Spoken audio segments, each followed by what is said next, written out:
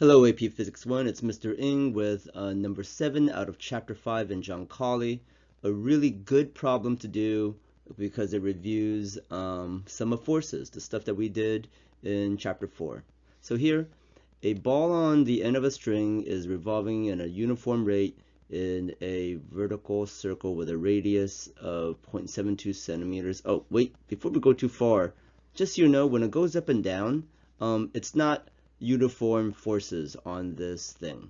So a circular motion horizontally has uniform forces, or a uniform motion, because it's always going to be mg down, right? And tension across like this. But here, notice that the forces change as you go up and down. So the rate is uniform, but the forces are not. So in a vertical circle with a radius of 72.0 centimeters. We need to turn that into meters, which is 0.72 meters, is shown with a speed of 4.0 meters per second. So velocity is equal to 4.00 meters per second. And the mass is equal to 0.300 kilograms. Okay. Let's call the ball up here A. Let's call the ball down here B. And let's do a sum of forces for both A and B. So sum of forces A is equal to. So remember when we did the stuff with the woman in the elevator? Let's draw another vector of the overall acceleration. And here it's going to be the rotational acceleration, right? So here, right, this is going to be AR over here. So now they're all in the same direction. So here, T plus mg is equal to MAR, right? Notice they're all positive because they're all going in the same direction.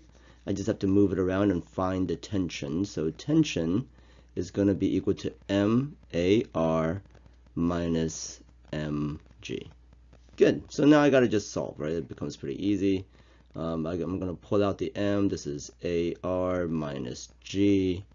T is equal to m. Let's see, AR is equal to V squared over R minus G. So now I could plug in. Tension is equal to 0.300 kilograms times 4 squared over 0.72 minus 9.8. So if you do the math right and you punch it in, you should get 3.73 newtons.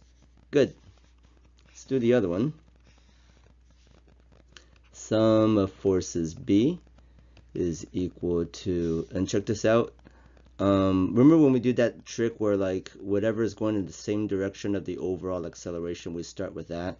So this becomes tension minus gravity is equal to MAR.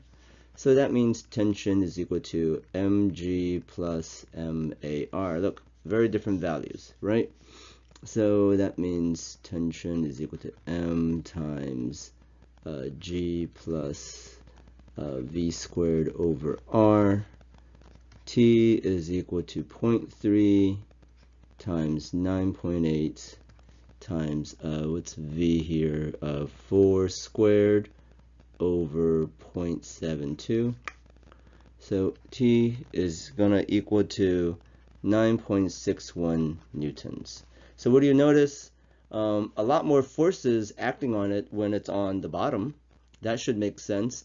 I bet we've all done that thing where like we go over a hill and we feel a little weightless for a second, or like we watch those movies and the car goes over the hill and for a moment there's kind of floating there. Same thing when we're kind of going up on an arc, you feel kind of weightless for a second, right? Less forces acting on you. So what did I do? I just did sum of forces, the stuff that we did in the past. Thank you very much for watching.